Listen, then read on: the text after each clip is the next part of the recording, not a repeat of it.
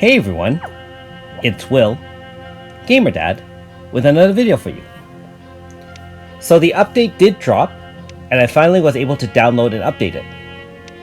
Now for those who don't know, this is actually an in-game update, so you don't actually have to download anything from your App Store if you're iOS, or your Android's Google Play Store.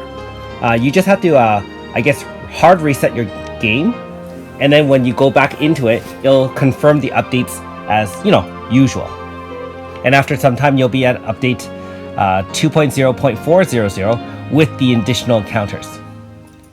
Now, for those who don't know, this is a series of 5 encounters, all of which are relatively tough battles, and they get harder with each subsequent battle. At the end of 5 battles, you'll be able to unlock the ability to upgrade Riica from 4.5 to her new 5-star class. You can also farm those psalms from Xenodomain, which actually coincides quite well with gathering her light as well. So very hard Xenodomain with those red keys if you so choose, or you can just buy the 10 psalms from the Emporium. Anyways, so we start our quest at the Theta section of El Zion. And you can see that we have now encountered a new cat that looks exactly like Riica. And of course, no one really knows where this cat has come from. And of course, Sebastian has just come out, so we are now asking her about that. Now, you'll see that later on, Leo actually comes into the picture.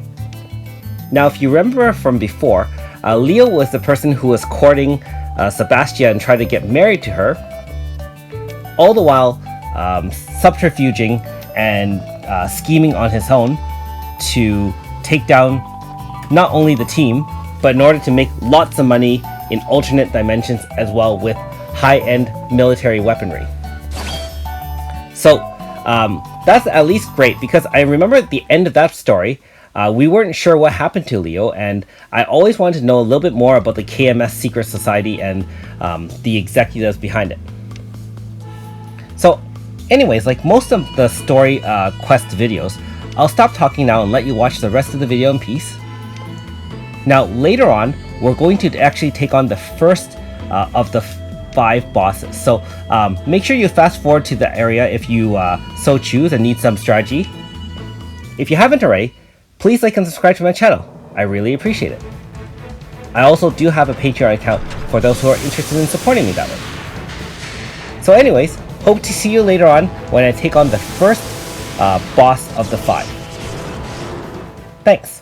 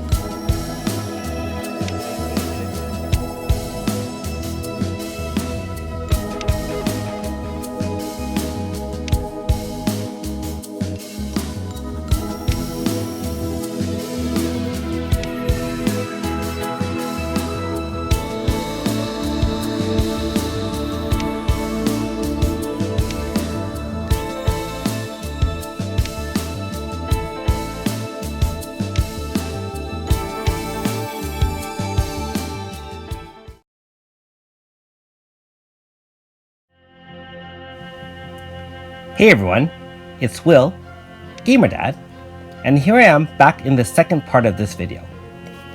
So once you finish talking to Leo and that first area where you can start this quest, you'll see different red encounter exclamation marks. And the first of those is right around the corner in the Theta section of El Zion. So you'll be clearly able to see it once you finish that first encounter with Leo. And you can see we've run into some of these rampaging robots. And if you haven't noticed already, obviously it looks exactly like Riica, so very similar to the cat.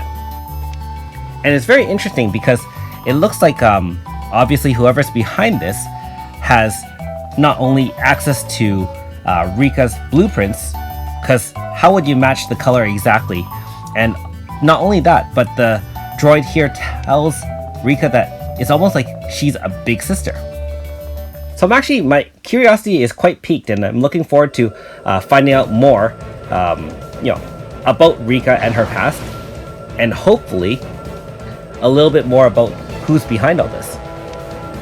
Now you can see that Riica's competing with her little sister, I guess, and seeing who's a better flyer, who's more suited to accomplish and accompany Aldo on his journeys.